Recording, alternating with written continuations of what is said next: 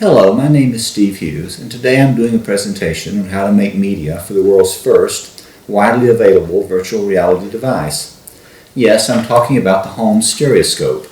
It was invented in 1859 by Oliver Wendell Holmes and was a very affordable alternative to the stereoscopes that had existed before. By the early 1900s, you could buy a stereoscope similar to this one in the Sears and Roebuck catalog for about 30 cents. Which would be the equivalent in today's dollars of, say, 20 bucks. The media that this uses is the stereocard, and a stereocard is simply a stereo photograph that has been printed and mounted on a firm piece of card. The interesting part about this viewer, which is about 110 years old, and this card, which is about 100 years old, maybe a little more, still work together perfectly. You don't even need to charge the batteries. What we're going to be doing today is showing you how to make media for this device that will work in viewers that were made anytime from 150 years ago to 30 minutes ago when I was making one for this presentation. I'm going to show you how to make a stereo card using only very simple tools that you probably already have laying around the house, and that if you don't, you can buy at any large store anywhere, basically. The items we're going to need are a glue stick for gluing the print down, a knife for doing a lot of cutting and trimming on the stereo card, and a ruler, a metal ruler, preferably with a cork or rubber backing so that it won't slip when we're cutting with it. You can buy all of these things at our local Walmart, which is a convenient 20 miles away, for about $6. You should be able to find the items you need to do this with almost anywhere. Now, if you notice, there's one thing I did not mention you're needing, and that's a 3D camera. What we're going to do to take our 3D photograph is use something called the cha-cha method. And it is a technique that can be used to take a 3D photograph with almost any camera. 3D cameras are very nice. They have the two lenses, and when you press the shutter, you get two photographs taken at exactly the same time. The problem with them is very simple. They're relatively expensive and fairly hard to find, so if you're just starting with 3D or want to tinker with it, it's probably too much of an investment. Instead, we're going to use the most commonly available camera in the American home today, the cell phone. Now, the way a cha-cha shot works, you notice the 3D camera had two lenses, one for the left and one for the right. And what we're going to do is hold the camera up, take a photograph, move it a small distance, and take another photograph. So we have done basically the same thing the 3D camera did of taking a left and a right view. We've just done them sequentially instead of at the same time. This sounds like an extremely easy way to take a 3D picture, so you're probably wondering why everybody doesn't do it. The reason they don't is it's quite complex. When you take your photo, you have to move the camera horizontally only, a specific distance, and if you do anything else, like tilt it forward, tilt it back, tilt it sideways, raise it or lower it, the image won't work. The photograph probably won't be usable. Even worse, if anything moves in the photograph itself, like a leaf, a blade of grass, clouds in the background, anything like that, you can't use the photograph anyway. Now, what we're going to do to get around a bunch of those problems is first we're going to be doing a still life, and we're going to use this little vase of artificial flowers as our subject. We still have all the problems of holding the camera steady, but we have a way around that. We are going to take a Kleenex box. You can use anything you cure that you've got laying around the house. And we're going to take our metal ruler, and we are going to tape it to the Kleenex box so that it can't move. Okay? Now we can set our phone up on our ruler and guarantee that it only moves horizontally, and we can use the ruler to measure how far it moves. There's one more problem we have to address though. 3D cameras are quite sensitive to the distance between the subject and the camera lens. So when we place our cell phone camera here, we need our object to be a specific distance away from the camera in order for the 3D to work properly. The calculations for doing that become fairly complex, but there's a simple little rule you can use called the 1/30th rule. And that says that if the distance between your object is at least 30 times the lens spacing. So we're going to move our camera 1 inch, which simulates having a 3D camera with a 1 inch lens separation. That means we want our object to be 30 inches away from the camera. Now we're going to achieve that by taking a yardstick and simply measuring the distance and adjusting it until we have it exactly 30 inches away from our cell phone. Now that we've got our rig for making the shot, we've got our object, let's proceed to actually taking the cha-cha shot itself. Place your cell phone with one edge of the screen exactly on the 3-inch mark, hold it vertically, and take your image. Then move back to the 4-inch mark exactly, hold it vertically, and take the second image. Now we're done. Okay, we've just taken our photo using the cha-cha method, and now we're ready to actually process it into a stereo pair. The first thing you're going to ask is, how do you get it off of the phone and into your PC? Well, the easiest way to do that for a couple of images is to open your email app, address an email to yourself, attach the 2 images to it, and then send it to yourself. From here we're going to go on and process the image on the PC. Computer, please open a virtual PC screen with Stereo Photo Maker running. Okay, now we have the 2 images that we took using our cha-cha method in our PC. We are going to use a program called Stereo Photo Maker to continue processing them. If you don't have this program installed on your PC, you can find instructions for doing so on the convention website. The first thing we want to do is go up and click on the double file open icon. We click on the left image first and say open, and then click on the right image and say open. This should give us a display that shows both of our images at the same time. The first thing we're going to do is come up and run a routine to try to correct any problems that they might have. Click on Adjust, and then come down and click on Auto Alignment. The program will just take a few seconds to run, and what it's doing is looking at both images and comparing them to each other.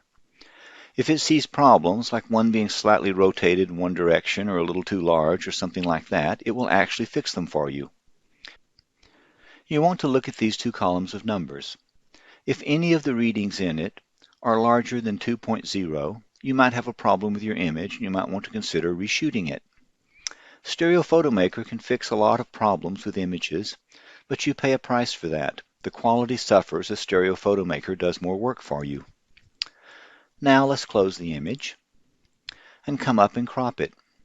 Click on the down arrow in the crop icon and click on Free Cropping Options. Check the Keep Aspect Ratio box and click on the Classic Stereo Card box. This gives us an aspect ratio of 21 to 23, which is what we want. Click OK. Now we have the crop icon up on the screen. Hold the left mouse button down and draw a box that completely encompasses the image. Try not to have too much of the foreground image inside of it. Release the mouse button and you'll see the box on the screen. Place your cursor in it, press on the left mouse button, and then move the box around till it's more or less centered in the box, and again that it doesn't show too much of the foreground. When you let go, it will automatically crop the image. Come up and click on the side-by-side icon to restore it to full size on the screen. At this point, we need to check what our image looks like. Put the cursor over the gray anaglyph icon and click on it. Now you've got a nice anaglyph picture of your 3D object. Look at it through the 3D glasses that came with your souvenir pack for the convention, or any other pair you happen to have laying around, and see if you like it. If you don't like the way it was cropped, at this point you can come up and click on the Undo button and go back and try again. If it looks okay to you, then we're ready to move on. If you have a real qualm about what it looks like and don't think it's just not right, there's a good chance you have reversed the images. Press the X button on the keyboard and see what it looks like then. As you can see here, if you're looking at this with your 3D glasses, it's distinctly wrong. Press the X button again and we have the right image. Let's move it back into side-by-side mode, and then go up and click on File, and come down and click on Print Stereo Card. A dialog box opens with a lot of options to it, and we're going to change a bunch of them. First, we don't want to create a classic stereo card, so we want to click on Home 6x4. This makes it look more like a 4x6 print in the preview box. Then come down and highlight these 2 bottom lines of text, and delete them. If we leave them there, they're going to get in the way when we make our finished card. The title line you can either delete or leave the way it is, or add something meaningful to you. It won't show up in the finished print, so it really doesn't matter. The next thing is that this has an arched top on each of the images, which is similar to old-fashioned stereo cards. I don't happen to think that's appropriate for modern cards, so let's click on the Arch button to undo it under Frame Style. I do like having the corners of the image rounded, so let's click on the Round Rectangular button to round the edges of the photograph. At this point, it's looking pretty decent, except for the minor fact that it has a cyan background and we have a red and pink object in the foreground. Not exactly the best combination. Come down to Background Color, click on Select, and then go up and click on the white box, come down and click OK. It looks a lot better with a white background. The last thing we need to do is click on Canvas Size. If you're printing this on your own printer, it needs to be whatever size paper you're printing on. But if you're taking it out in the world to be printed, it needs to be 6 by 4. Now it's back looking like a 4 by 6 print like we expected. Finally, let's click on the Save As button. We have to change the name because the one that it brings up automatically won't actually work. And I'm going to call this Final. And then come down and move this slider bar all the way to the right to get the very best quality image we can, and click on Save. There, we've just created a file that we can take to almost any processor or upload to their website and have a 4 by 6 print made. As soon as we've done that, we can continue with this presentation. Computer, please close the virtual PC. Okay, we've processed our photo in Stereo Photo Maker, and we've sent it off to somebody to have it processed, which in my case would be driving it over to the local Walmart. So now we have a nice little envelope like this, probably, and inside it we have some prints that look like this. It's actually a pretty nice stereo pair, and you can see it quite well in several viewers, including the lorgnette viewer that was included with your souvenir pack when you registered for the convention. What we want to make, however, is a stereo card, and the emphasis there is on the word card. In order for it to be a proper stereo card, it needs to be cardboard, and it needs to be strong enough that you can set it in the viewer without its buckling or waving around, which by the way means that poster boards simply will not work. It also needs to be thin enough that it will fit between the edges of this guy. There are a lot of options out there that you can use. 2-ply mat board is a very good choice, but it's a little hard to find. 4-ply mat board will work just fine, but it's really hard to cut. This is something that I've used and had a lot of luck with. It's the backer boards for comic books. Walmart used to sell these in convenient packages of 25, but they no longer do. You can buy it on Amazon, but the problem there is you're buying it in the very convenient 100 pack. If you find that you can't find something like this, there's a really good alternative, though you might not have thought about it. Find a pad of paper. On the back of it, there's almost certainly a piece of cardboard that is perfectly suitable for making stereo cards. Now let's proceed on to making the actual card itself. Okay, now we're going to make the physical stereo card.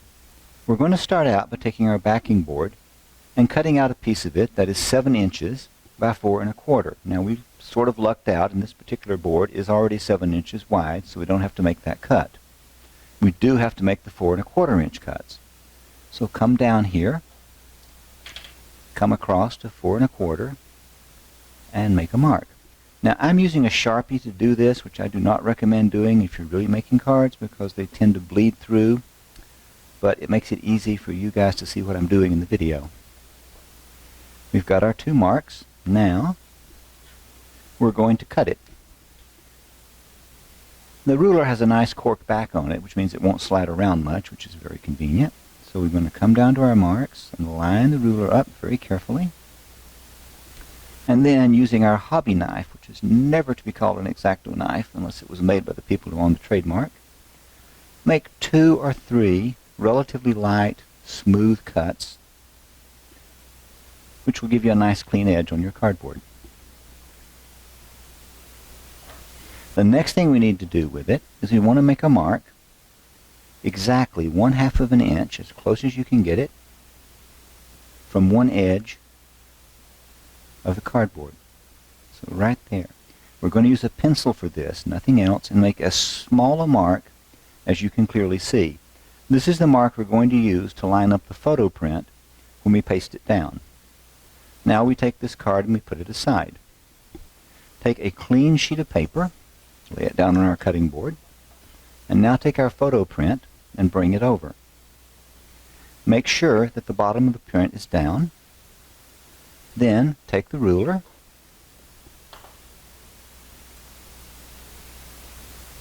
and make a mark 3 1/2 inches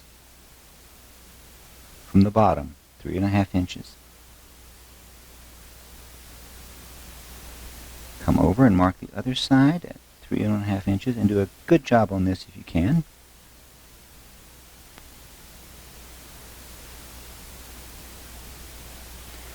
In the real world, if you used a Sharpie to do what I'm doing right now, you would create a mark that would cause problems later, so use a pencil. I'm doing this so it's easy for you to see it. Okay, now the line we've just drawn is to tell us what part of this print we need to glue up. We're only going to put glue on the bottom part. The kind of glue that you use is important and can make a big difference in your outcome. This is an Elmer's Craft Bond glue stick, and it is specially designed for things like photographs and will work very well.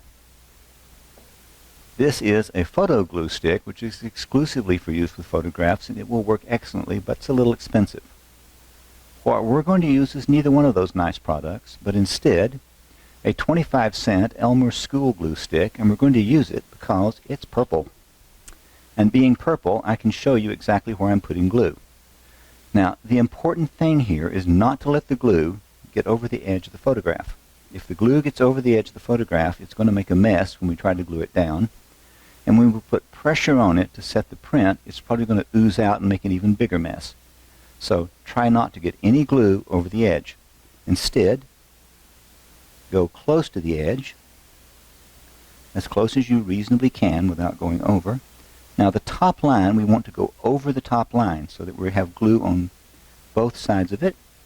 Draw a nice big X in the middle. Put a little other glue where you feel like it. And then pick it up by the unglued part, like this. Take the card that we've already made and cut, and remember the little mark we made. Put this print down to where it just barely covers the little mark, and lines up perfectly with the bottom, and hold it with your finger. Now line the other one up perfectly with the bottom, and hold that with your finger. Take a clean sheet of paper and lay it down on top of it, and without letting go of these two sides, start rubbing down on it. If you let go of these two sides, the print is probably going to move and be out of alignment. Okay, so rub it down thoroughly. It will take this anywhere from 30 seconds to an hour and a half to actually glue.